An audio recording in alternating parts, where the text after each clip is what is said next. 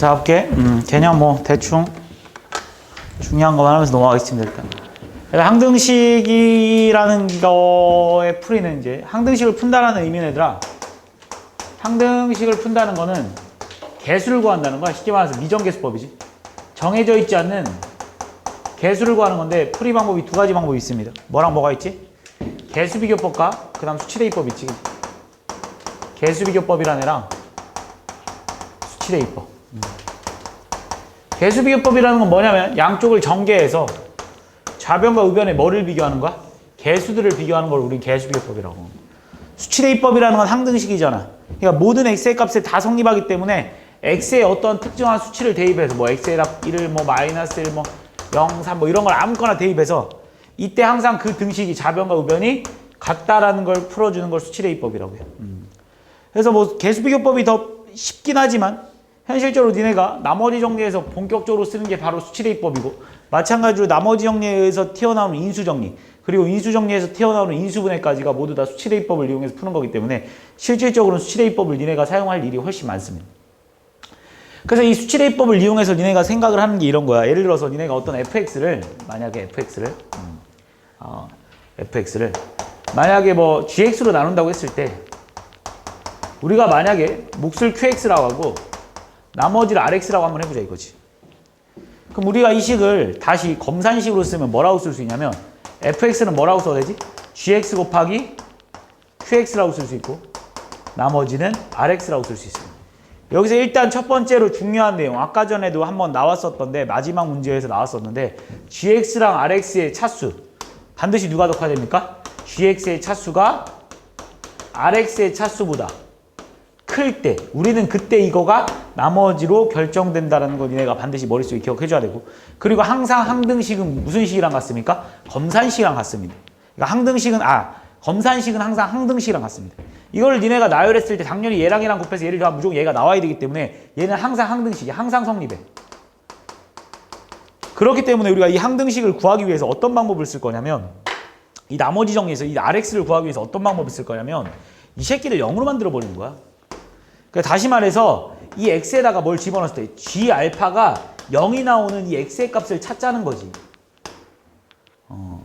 x의 알파를 집어넣을 때 얘가 만약 0이 나오잖아? 그럼 결국 f 알파가 바로 뭐 r 알파다 같다 이 뭔가. 그러니까 쉽게 말해 이런 거잖아. 니네한테 fx를 x-a로 나누었을 때 만약에 나머지를 구하라고 한다라면, 나머지 r을 구하라고 한다라면 우린 이걸 한 줄로 그냥 바로 fa가 얼마다? r이다라고 니네가 바로 쓸 수 있어야 된다는 거야. 이게 어디서 탄생된 거냐면 결국 잘 봐. fx를 x-a로 나누면 몫이 qx일 테고 나머지가 r일 텐데 이때 우리가 지금 얘를 1차로 나눴기 때문에 무조건 나머지는 상수니까 그냥 r이라고 써도 상관없습니다. 그랬을 때 우리가 얘가 궁금한 거야, 얘가. 그래서 얘를 궁금하게 하기, 얘네가 궁금한데 우리가 얘는 분명히 항등식이라는 거지. 그래서 x에다 아무 숫자 하나 대입해도 이 등식은 성립할 수밖에 없습니다. 그래서 x에다 a를 딱 대입하는 순간 좌변은 fa가 나올 테고 우변은 얘가 사라지면서 r이 나온다라는 거를 응용해서 푼 거지. 그래서 fx를 x-a로 나눴을 때 나머지가 r이다라는 걸 나왔을 때도 원래는 이 과정을 거쳐서 이렇게 오는 게 정상이지만 실질적으로 이제 우리는 외워서 이렇게 나온다라는 거. 근데 이게 나머지 정리가 어떨 때만 가능한 거예요? 여기가 1차일 때만 가능합니다. 여기가 만약에 뭐 x제곱 플러스 뭐 ax 플러스 b 이런 식으로 나온다라면 니네가 이 rx를 뭐라고 써야 됩니까? 그냥 mx 플러스 n이라고 놓고 문제를 풀어줘야 된다는 거. 그거만 니네가 머릿속에 기억하면 되겠지, 그지? 그래서 요거에 응용돼서 나온 게 바로 이거야. 이 조립제법. 근데 벌써 지난 시간에 내가 설명을 해버렸지, 그지?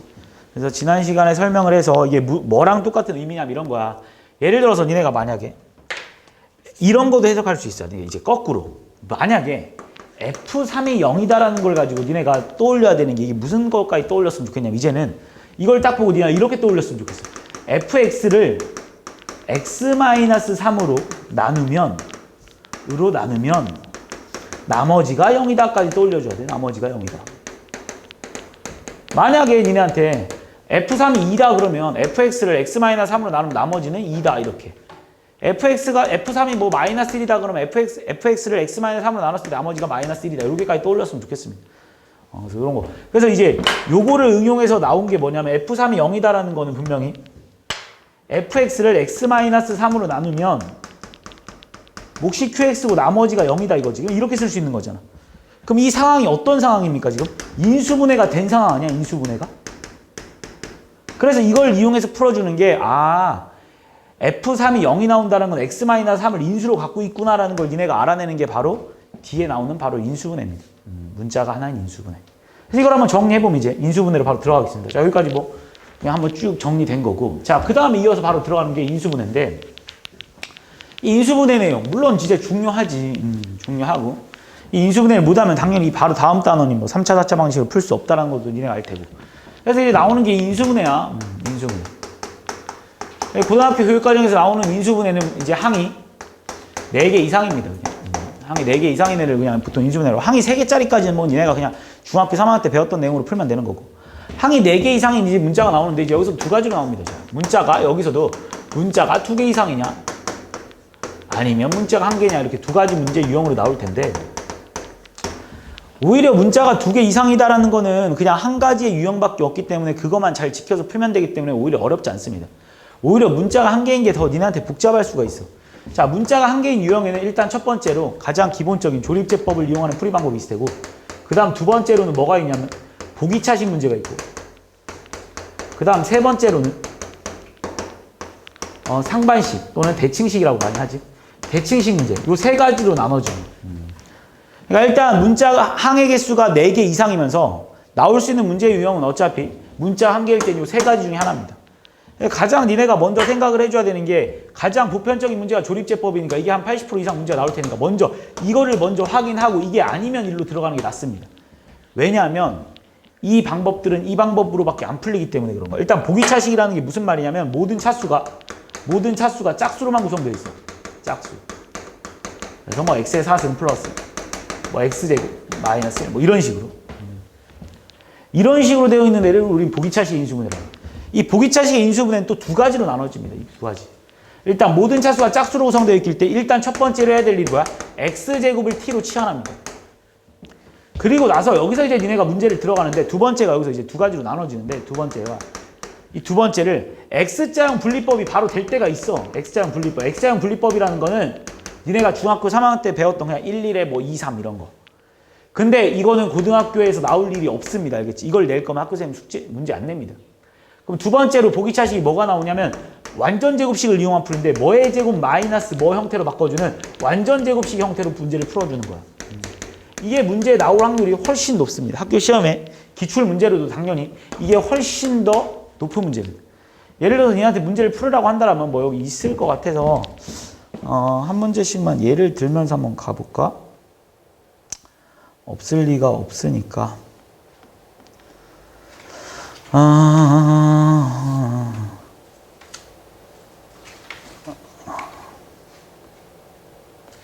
뭐 14번 같은 문제로 보는 게 제일 낫겠지?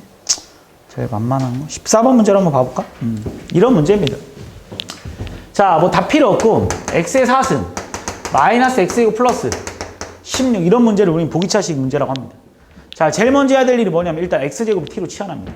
모든 게 차수가 짝수로 구성되어 있어. x제곱을 t로 치환하고 나면 얘는 t의 제곱 마이너스 t 플러스 16인데 얘가 여기서 인수분해 안 될 거야. 여기서 인수분해 되는 문제는 중3 수준입니다. 그래서 안 나올 겁니다. 그럼 얘를 이제 니네가 바꿔야 되는데 여기서 이제 니네가 이걸 완전제곱꼴로 바꾸는 방법이 두 가지 방법이 있습니다. 얘를 이용한 완전제곱식 또는 얘를 이용한 완전제곱식이야. 근데 우리가 모양을 만들어내야 되는 거 분명히 이거라고 있습니다. 자, 일단 먼저 앞에 걸로 완전제곱식 만들어보면 이렇게 되지.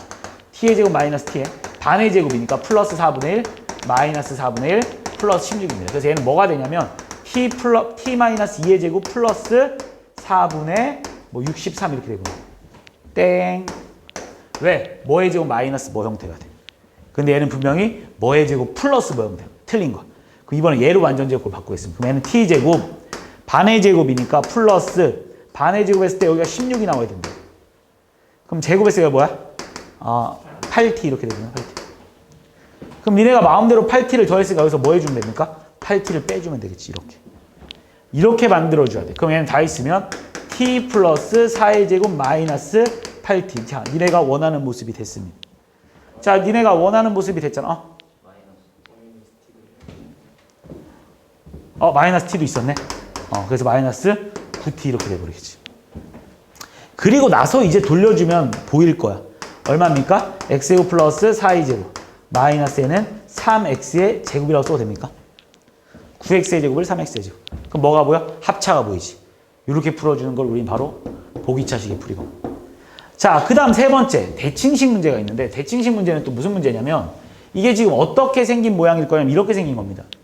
ax의 4승 플러스 bx의 3승 플러스 cx의 제곱 플러스 bx 플러스 a, 이렇게 생긴 애를 우린 대칭식이라고. 다시 말해서 4차 방정식인데 이거를 기점으로 서로 얘랑 똑같고 얘랑 똑같아. 이런 애를 대칭식이라고. 자, 그런데 부호는 신경 쓸 필요 없습니다. 부호가 달라도 대칭식 가능해, 알겠지? 부호 말고 절대값 개수들이 같은 걸 말하는 거야. 자, 이 문제의 풀이 방법은 그냥 간단합니다. 간단하지 않지. 외우면 간단한데 일단 이런 문제가 나왔을 때 무조건 니네가 해야 되는 게 첫 번째로 뭐 해야 돼? x제곱으로 끄집어내야 된다. 그래서 첫 번째로 해야 되는 게 x제곱으로 끄집어낸답니다. 다 외우고 있어야 돼, 지금 이거를.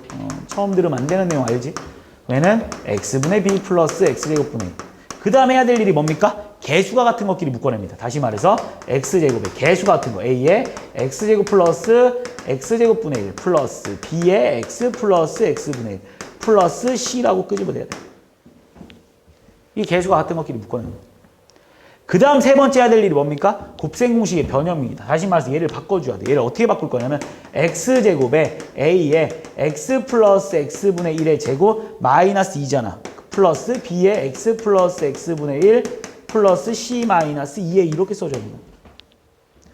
그리고 나면 뭐 할 거야? 얘를 치환, t로. 얘를 t로 치환. 그리고 나면 얘가 x자형 분리법이 될 거야. 그리고 얘를 x자형 분리법에서 돌려주면 x제곱에 뭐 될 텐데 이 x를 얘한테 나눠주고 얘한테 나눠주면 뭐 곱하기 뭐 형태로 아름답게 인수가 될 겁니다. 이게 바로 대칭식. 조립제법은 뭐 굳이 설명할 필요 있습니까? 그냥 x에다 뭐 대입하라고? 뿔마 1, 2, 3 대입하라고. 그래서 뭐 찾아내라고? 0 나오는 거 찾아내라고. 니네가 만약에 f2가 0 나왔다 그러면 얘가 분명 x-2로 나눠진다는 소리잖아.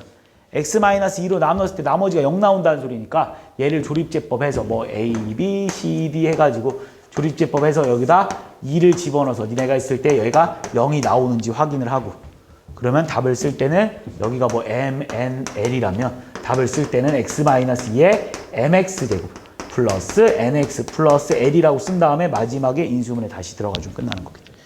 이게 바로 조립제법을 이용하는 거.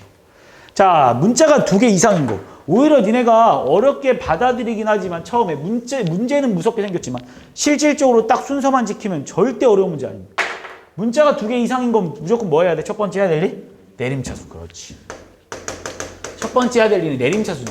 자, 내림차순 정리를 할 건데 뭘로 할 겁니까? 차수가 낮은 문자로 내림차순 정리를 할 거야. 알겠지? 낮은 문자로. 차수가 낮은 문자로 내림차순 정리를 해서 그래야지만 뭐 x제곱, 뭐 x, 뭐 이런 식으로 당연히 차수가 낮은 문자로 해야지만 항이 쬐금밖에 안 나오겠지. 당연하지. 차수가 낮은 애로 해야지. 그리고 나면 어차피 나와봤자 이렇게 3개짜리일 겁니다. 그럼 뭐 하면 돼?